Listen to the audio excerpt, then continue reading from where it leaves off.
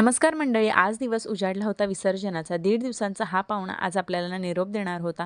त्यात अजूनच भर म्हणजे आमचे गिरीश भाऊसुद्धा हॉस्टेलला जायला निघाले होते, म्हणून मग घरातलं वातावरण अजूनच इमोशनल झालेलं. त्यानंतर मग दुपारची जेवणं झाली, सगळं आवरून झालं आणि आता वेळ होती उत्तरपूजेची. पण त्याआधी आम्ही घरात अथर्वशीर्ष आणि श्री गणपती स्तोत्राचं पठण केलं. आता रोज काही आपण करत नाही, पण शास्त्र सांगतं की गणपती अथर्वशीर्ष आणि स्तोत्राचं पठण घरात व्हावं आणि बाप्पासुद्धा विराजमान होते, म्हणून मग आम्ही योग जुळवून आणला. त्यानंतर मग बाप्पाला निरोप द्यायचा म्हणजे हसत खेळतच द्यायला हवा आणि तेवढंच आम्हाला पण नाचायला निमित्त आणि हौस करायची संधी आणि मग ती संधी साधून आम्ही पुन्हा एकदा मस्त मज्जा केली.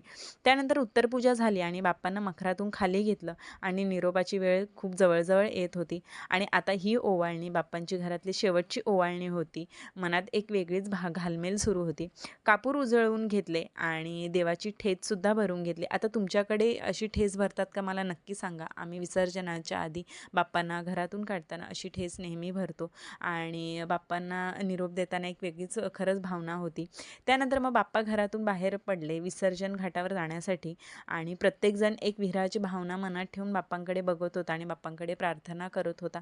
थोड्या वेळातच आम्ही विसर्जन घाटावर पोहोचलो आणि मग शेवटच्या आरतीची वेळ आली आणि हा तो क्षण नकोसा वाटत होता सगळ्यांनाच, कारण ह्या क्षणाला मनात भावनांचा खरंच संगम झाला होता. थोडा विरह, थोडा आनंद, खूप प्रेम आणि प्रति कृतज्ञता प्रत्येकाच्या मनात होती. कालपासून जी घरात सगळ्यांची गडबड, कामाची धावपळ, पाहुण्यांची गर्दी, आरतीचा गजर, बाप्पाच्या नावाचा जयघोष, गणपती बाप्पा मोरया, हे सगळं थांबणार होतं अचानक आणि घरात जी एक वेगळी गजबजलेलं घर होतं ते अचानक शांत होणार होतं. बाप्पांची आरती झाली आणि शेवटचं दर्शन झालं. त्यानंतर मग बाप्पा निघाले त्यांच्या परतीच्या प्रवासाला. पण बाप्पांचा कृपा आणि आशीर्वाद नेहमीच आपल्यासोबत असतो आणि बाप्पांची फक्त मूर्ती पाण्यात विसर्जित होते, पण त्यांची कृपा आशीर्वाद आपल्यावर नेहमीच असतात. आणि गणपती बाप्पा मोरया, पुढच्या वर्षी लवकर या जयघोषात आम्ही गणपती बाप्पांचं विसर्जन केलं आणि घरात आल्यावर हा मखर अगदी सुन्न पडलेला, घर एकदम सुन्न झालेलं, कालपर्यंत जे गजबजलेलं घर होतं ते एकदम शांत झालं आणि हा विरह नकोसा वाटतो.